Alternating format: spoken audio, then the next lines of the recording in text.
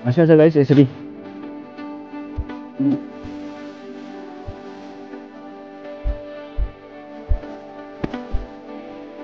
Hello everyone welcome to my another blog. तपाईँलाई स्वागत छ मेरो अर्को युट्युब ब्लगमा। र अहिले हामी गाउँमा छौँ र आजको प्रोग्राम भनेको चाहिँ हामी आज कोदो टिप्न जाँदैछौँ, किनकि अहिले गाउँघरमा जाँदैछौँ। आजको हाम्रो प्रोग्राम भनेको कोदो टिप्ने हो। कोदो मजाले नै पाकिरहेछ बारीमा। त गाइस त्यतिर किनकि घाम हुन्छ र त्यही भएर अलिअलि घाम निकै लागेको छ र मैले हल्का टोपी र चस्मा अनि सेट गरेको छु, किनकि घाम हिउँदको समय भयो भने घाम एकदमै चर्को लागेको छ। यहाँ राङ्गा छ, सानो थियो अहिले निकै ठुलो भएछ।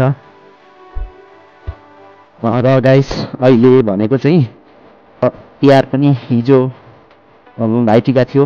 आज भनेको अब तिहार सिद्धिसकेपछि गाउँघरमा त यस्तै हो, कामहरू गर्नुपर्छ होइन, बानी नानीहरू उठाउनुपर्छ। र यहाँ अम्बक पनि पाकेको छ जस्तो छ।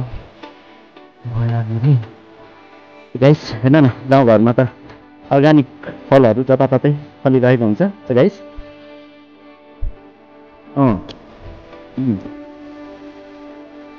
बेस्ट गाउँघरको भनेको यही नै खुसीको कुरा हो क्या होइन। बारीमा अन्नदेखि लिएर फलफुलहरू, किनकि अहिले फल भनेको अन्नको के भन्छ यसलाई, अम्बक चाहिँ हो होइन।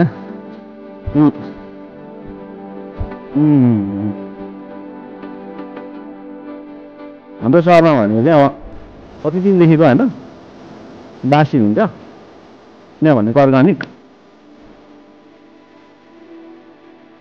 मासि पनि सगाइस निकै मासु पनि छ होइन। यो मैले अन्त टिपिसकेको छु।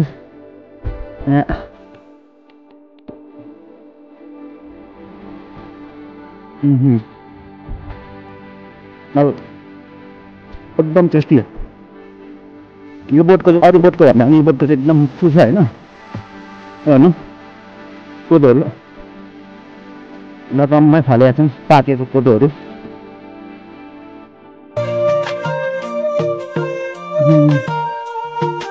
बुवा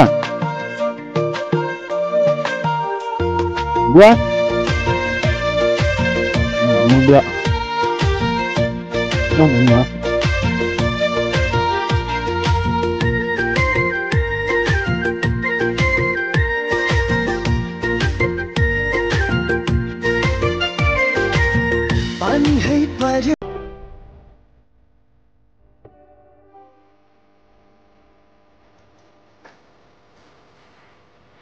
गाउँहरूतिर भनेको खाइथ्यौँ बालीहरू उठाउने हो। अब चाडबाड सकिए लगातारै सबै आफ्नो काममा बिजी हुन्छन्।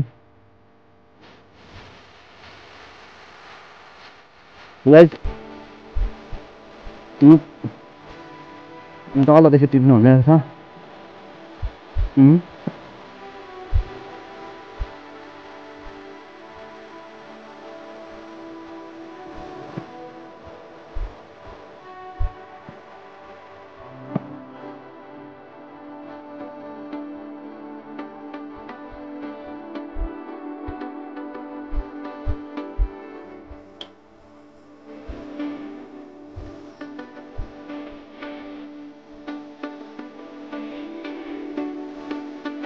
अच्छा छ गाइस यसरी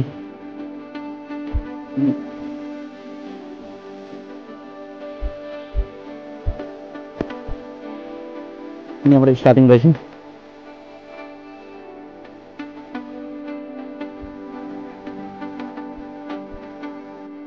यसरी डालो यो थुन्चे हो होइन, यहाँ भर्नुपर्छ हामीले टिप्दै। एक थुन्चे बनाएर बोकेर माथि घरमा लगेर सुकाउनु पर्छ गाइस। अब म चाहिँ कोदो टिप्न थाल्छु यसरी यसरी एउटा एउटा गर्दै चुड्दै टिप्दै यहाँ हाल्ने। गाइस अहिले चाहिँ कोदो टिपेर एक थुन्चे बनाइयो, अब घरमा जाने कोदो लगेर है कोदोसँगै खाना पनि खाना खाएको छैन मलाई पहिला थाहा भएन र यसरी लामो लामो टिपिछु बुवाले भन्दै हुनुहुन्थ्यो यसरी लामो होइन यस्तो खालको छोटो छोटो टिप्नु पर्छ भन्ने हुन्थ्यो यस्तो गाइस यो चाहिँ मैले फर्स्टचोटि टिप्दाखेरि लामो लामो भयो अब म यसलाई उठाउँछु र बोकेर जाने एक थुन्चे कोदो बुवाले एक थुन्चे लानुभयो अनि आएर अझै छ यहाँ मैले काटेको यति नै काटेँ अब यति छ यो परसम्म पर अनि यता माथि दिन्छ so guys let's go home guys कोदोहरू फालेर पाकेर तुरिसक्यो भन्दा पनि हुन्छ यी बोरीहरू पनि कमीमा थुप्रै लागेको छ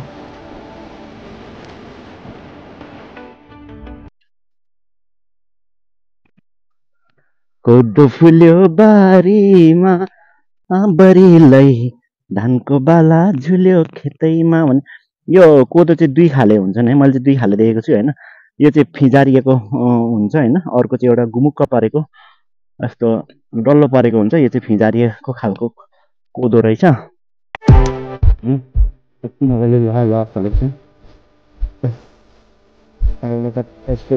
टिपा किनेर सुकाएर त्यसलाई खानामा जाँडदेखि लिएर रोटी हरेक कुरामा यो प्रयोग हुन्छ त्यो गाइस मैले देखिरहेको छैन कहाँदेखि काट्दै हुनुहुन्छ टिप्दै हुनुहुन्छ जान्छु गाइस अब चाहिँ फाइनली हाम्रो आज दिनभरिको काम सिद्धियो हामीले दिनभरि कोदो टिप्यौँ र अब साँझ पनि पर्न लाग्यो अब हामी घरतिर जान लागेका छौँ र गाइस अब आज दिनभरि कोदो टिपेर हामीले सकेनौँ मेरो पछाडि देखाइरहनु भएको छ यहाँ चाहिँ बाँकी छ अब भोलि लगभग बिहान हामीले कोदो टिपिसक्छौँ सो गाइस आज भनेको अब 5 दिन कोदो काट्ने आज हामीले सकेनौँ र अब भोलि बिहान अलिकति काट्यो भने लगभग सकिन्छ र गाइस आज दिउँसो काटेको भनेको म तपाईँहरूलाई देखाउँछु यो आज दिउँसो काटेको त्यो चाहिँ अब अन्तिममा हामी अघि थुप्रै काट्यौँ है